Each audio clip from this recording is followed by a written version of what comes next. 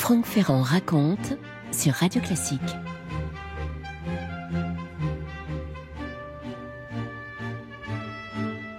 Et oui, Sergueï Vassilievitch Rachmaninov est né le 1er avril 1873. Il est né à Semionovo. Sa famille était plutôt aisée et très vite, disons les choses, le paysage a changé parce qu'on s'est retrouvé dans des difficultés financières avec un père engagé volontaire dans l'armée pour lutter contre les rebelles caucasiens et qui ensuite a intégré un des régiments les plus distingués de la garde impériale. Disons les choses, le père en question s'est livré à une vie assez dissipée. Il va devoir sa fortune à son mariage avec Lyubov Petrovna Butakova. Lyubov, ça veut dire amour en russe. Cette Lyubov va lui apporter plusieurs propriétés en dot. Seule celle d'Oneg, un vaste domaine situé dans la province de Novgorod, va résister, au caractère dissipé du pauvre Vassili.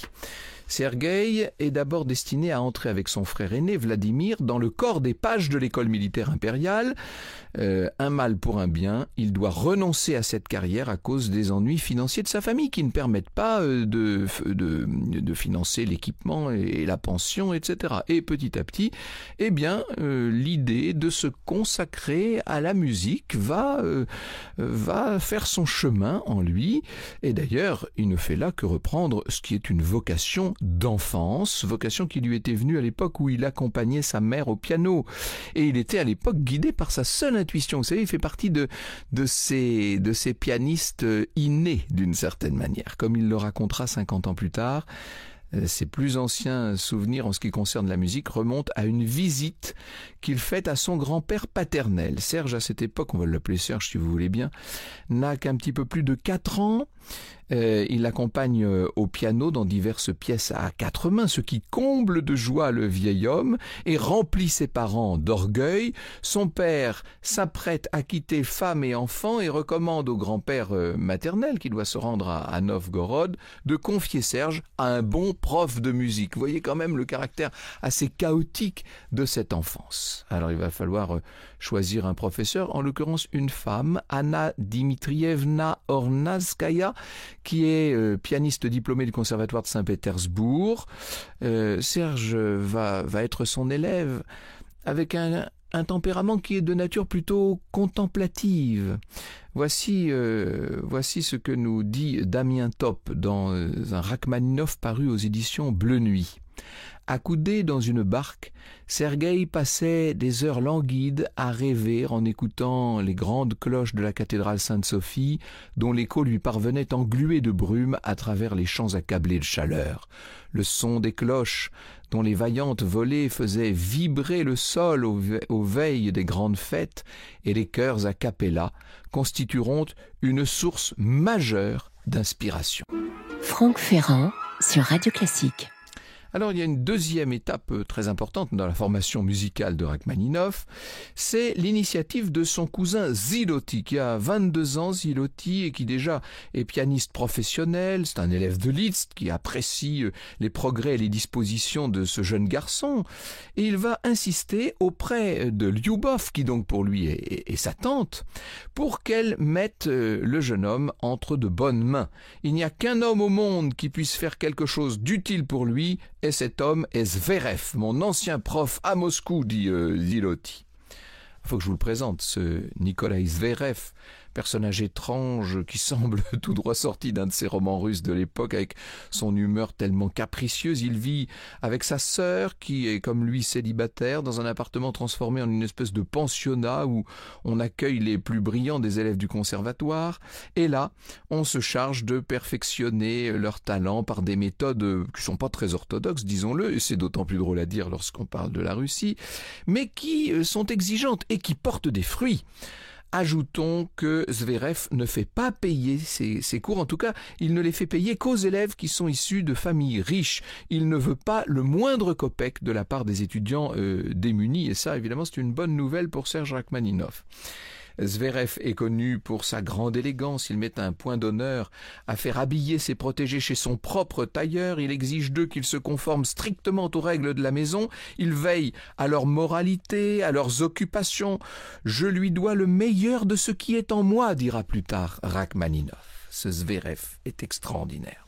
En 93, donc Serge à l'époque est à peine plus âgé il a à peine plus de 20 ans, il voit venir à lui le public, si je puis dire. Début d'une réputation avec la première de son opéra Aleko. Ce travail de fin d'études lui vaut d'ailleurs l'obtention de la grande médaille d'or du conservatoire. Ça va susciter pas mal d'admiration autour de lui, et notamment celle de Tchaïkovski. Au terme de ses études, Rachmaninov va également composer le célèbre prélude en ut dièse mineur, qui va lui...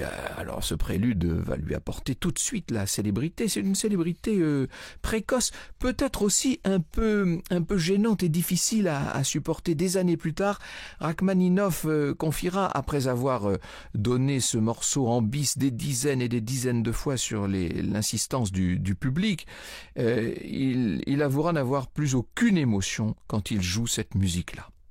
Comble de l'ironie, il ne touchera jamais de royalties sur ce morceau puisqu'il a oublié de déposer un copyright. Il faut vous dire que la Russie n'avait pas signé les accords de Berne en 86. Enfin, ça nous entraînerait dans un autre pan de l'histoire de la musique. Au moment de son exil américain que nous allons vivre dans un instant, Rachmaninov fera une visite au studio Walt Disney d'Hollywood pour visionner un film de Mickey Mouse et ça lui arrachera cette déclaration solennelle: « J'ai entendu mon inévitable prélude, défendu par quelques-uns des meilleurs pianistes, cruellement massacrés par d'autres, mais aucune interprétation ne m'a jamais autant remué que celle du grand maestro Mickey Mouse. » Vous écoutez Radio Classique. Alors maintenant, le temps des études est terminé et le moment est venu pour Serge de commencer toute une tournée de concerts dans les principales villes de Russie. Beaucoup de succès dans cette tournée. Et une fois de retour à Saint-Pétersbourg, on est en 1894, il se voit proposer une chaire au conservatoire, charge qu'il va d'ailleurs exercer jusqu'à sa nomination quelques années plus tard à la direction de l'Opéra Impérial. Vous voyez donc une carrière, tout ce qu'il y a d'officiel. Il n'empêche que les cours au conservatoire, malgré la notoriété du jeune maître, ne lui rapportent que 50 roubles. Et ses fréquents déplacements entraînent des frais considérables. On est très loin des cachets qu'il obtiendra beaucoup plus tard. Aux États-Unis, on connaît les fameux cachets de $3000 qu'on donnait en 1943 à Rachmaninov pour se produire à travers les États-Unis. Mais là, on en est encore très loin à l'époque. Peu avant l'ouverture de la saison musicale 97-98, il fait la connaissance d'un impresario très entreprenant, Marmontov, qui va encourager le jeune compositeur à faire ses premiers pas dans le monde de l'opéra. Il faut savoir que Rachmaninov, par ailleurs, est un excellent chef d'orchestre qui se charge de la représentation de l'opéra de Glinka, Une vie pour le tsar notamment. Et c'est pendant cette période d'activité, pour pas dire de suractivité au théâtre Marmontov, qu'il va se lier d'amitié avec Fidor Chaliapine, bien sûr, ce jeune homme d'origine modeste mais de talent extraordinaire qui deviendra le plus célèbre des barytons russes. Quand Rachmaninov me dirigeait ou m'accompagnait au piano, nous chantions comme un seul homme, dira Chaliapine. Sous la férule de Rachmaninov, Chaliapine travaille le rôle de Boris Godounov, avec lequel il va triompher sur toutes les grandes scènes lyriques. Et voyez, en fait, c'est intéressant, cette alliance, si je puis dire, ce binôme avec le grand Chaliapine, puisque Rachmaninov, qui est d'une nature plutôt introvertie, a toujours besoin, en quelque sorte, de s'acoquiner avec des personnalités extraverties et qui le feront briller par reflet. Alors c'est aussi le moment où il se consacre à la composition de sa première symphonie, dont la création en mars 98 va être, alors là disons-le, un échec cuisant. C'est la première fois qu'il a un échec et il ne s'y attendait pas, Rachmaninov. J'avais une très haute opinion de mon œuvre qui était bâtie sur des thèmes empruntés au livre de chœur avec les chants de l'office de l'église russe, dira-t-il. La joie de créer m'avait transporté. J'étais convaincu qu'ici, j'avais découvert et ouvert des chemins musicaux complètement nouveaux. Ah oui, mais l'œuvre est sifflée par le public, elle est unanimement condamnée par la critique. Il faut vous dire qu'au pupitre, il y a un chef qui s'appelle Glazunov en personne. On connaît le penchant de Glazunov pour l'alcool et il semblerait qu'il n'ait pas été un grand chef d'orchestre. On doit au compositeur César Couy l'une des critiques les plus virulentes de cette symphonie. S'il existait un conservatoire en enfer, et si l'un des meilleurs étudiants devait écrire une symphonie à programme sur les 7 plaies d'Égypte et qu'il prit en exemple la symphonie de M. Rachmaninoff, cet étudiant aurait brillamment réalisé son travail pour le délice des habitants de l'enfer. On sent quand même presque là de la méchanceté. Bref, c'est un échec tellement dur qu'il va affecter Rachmaninoff dans son équilibre psychologique, au point qu'autour de lui on commence à s'inquiéter qu'un médecin décide de l'envoyer faire une retraite de santé en Crimée, à Yalta.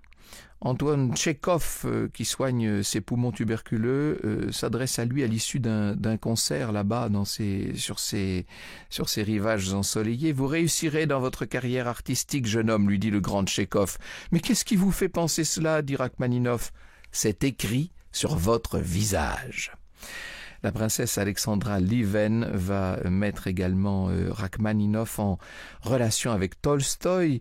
Peut-être qu'une rencontre avec une figure aussi prestigieuse l'aiderait à surmonter ce qui pour l'instant est un accablement inguérissable, sauf que l'entrevue à laquelle Rachmaninoff se rend, en compagnie de Chaliapine d'ailleurs, va tourner court. Vous connaissez le caractère de Tolstoï, hein. « Quelle est la musique la plus nécessaire aux hommes, la musique savante ou la musique populaire ?» lui lance-t-il. Bon, une apathie paralysante me possédait, se rappellera Rachmaninoff. Je ne faisais rien du tout et ne trouvais de plaisir à rien. Je passais la moitié de mes journées allongé sur mon lit en soupirant sur ma vie ruinée. Je ne vivais pas, je végétais, désœuvré, désespéré. C'est à ce moment-là qu'un de ses proches, qui ne sait vraiment plus quoi faire, lui conseille d'aller consulter le docteur Nikolai Dahl, dont la technique de psychothérapie s'inspire de la méthode Coué et s'inspire également du grand savant français Charcot. C'est-à-dire qu'elle est fondée sur l'autosuggestion et l'hypnose. Et Rachmaninoff va, grâce à ce traitement, retrouver un peu goût à la vie. L'anecdote veut que la fille du docteur, qui était tout à fait charmante et avec laquelle il jouait à 4 mains les après-midi, n'ait pas été tout à fait étrangère au résultat de la cure. Bref, il peut maintenant projeter la composition de son concerto pour piano numéro 2. Bon, ben celui-là, vous le connaissez par cœur, évidemment, dédié d'ailleurs au docteur Dahl, non ? On peine à imaginer que cette œuvre au flux mélodique intarissable ait pu naître dans des circonstances douloureuses, dans des circonstances médicales assez terribles. Rachmaninoff ayant terminé sa psychothérapie, le voilà qui voyage en Italie où il va séjourner quelques mois au milieu de l'année 1900 dans une villa près de Gênes avant de revenir en Russie à la fin du mois de juin pour composer les 2 et 3e mouvements de ce fameux concerto numéro 2 auquel cette fois le public va réserver un triomphe. Franck Ferrand sur Radio Classique. En avril 1902, Serge va épouser Natalia Satina, qui est une excellente pianiste. Serge et Natalia se sont rencontrés quelques mois auparavant, tandis qu'il était encore étudiant au conservatoire de Moscou.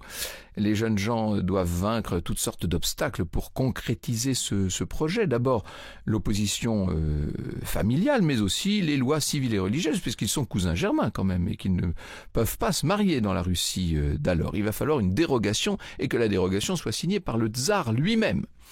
Rachmaninoff, en tant que pianiste et chef d'orchestre, va participer à ce moment-là à toutes sortes de concerts en Europe et il fait sa première tournée aux États-Unis. C'est 3 mois d'activité ininterrompue où il conquiert les publics de Philadelphie, de Chicago, de Boston avec de grands succès, dont la 2e symphonie, dont le virtuose concerto pour piano numéro 3. Les Américains sont déjà fous de lui en vérité.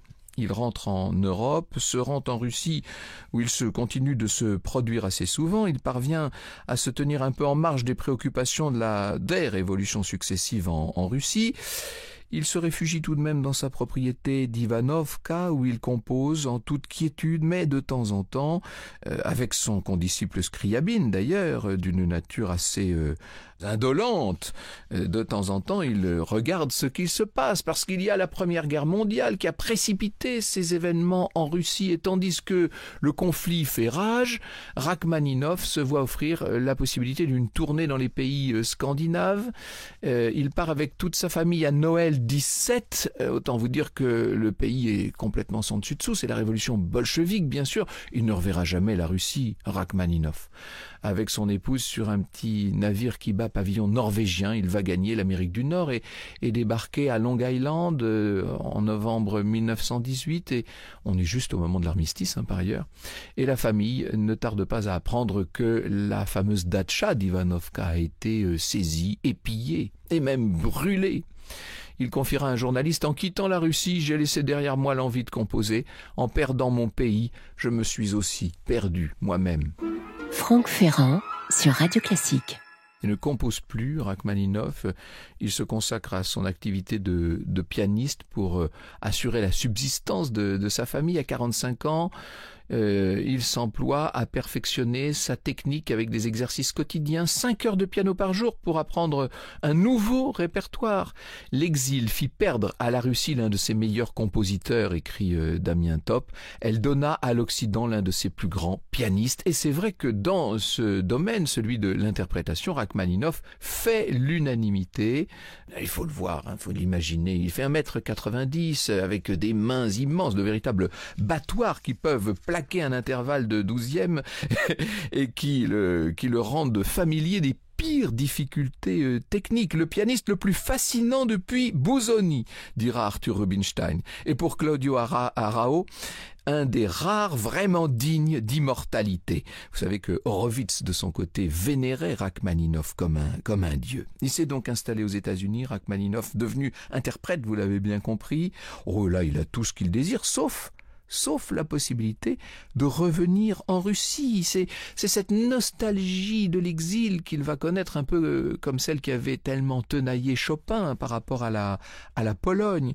Il se consacre à cette carrière de virtuose, qui est un petit peu une carrière d'artiste de showbiz, il faut bien le dire. Les mains de bronze et le cœur d'or, disait Arthur Rubinstein de Rachmaninov, qui durant la Seconde Guerre mondiale va envoyer plus de $4000 au fonds d'aide de l'armée rouge, tout en menant une existence de russe blanc, ne nous trompons pas sur ses opinions. Il cultive aussi une passion irrépressible pour les automobiles, et puis vous savez, pour ces cigarettes qu'il fume avec cette espèce de long fume-cigarette, et puis il a cette espèce d'élégance tout à fait de dandy, disons les choses. Dans une lettre à une amie, il écrit « Quand j'en ai assez du travail, je monte en voiture et roule à environ 50 verstes d'ici, en plein air, sur la grande route. Je respire et bénis la liberté et le ciel bleu. Après un tel bol d'air, je me sens plus intrépide et plus fort. » On l'imagine bien, le grand Rachmaninov dans sa voiture décapotable, qui, à l'époque, partage néanmoins son temps entre cette Amérique qui l'a accueilli et l'Europe. Il acquiert une petite propriété en Suisse, notamment, au lac des Quatre Cantons, et c'est là qu'il va composer en 1934 la Rhapsodie sur un thème de Paganini, une de ses partitions les plus célèbres. Quand il est aux États-Unis, il réside en Californie. C'est là qu'il mourra le 28 mars 1943 dans sa magnifique résidence située sur la colline ensoleillée de Beverly Hills, loin, bien loin de sa chère patrie. 28 mars 43, c'est-à-dire qu'à peu près en même temps, vous voyez qu'on va célébrer à la fois le 150e anniversaire de sa naissance et le 80e anniversaire de sa mort. Vous écoutez Radio Classique.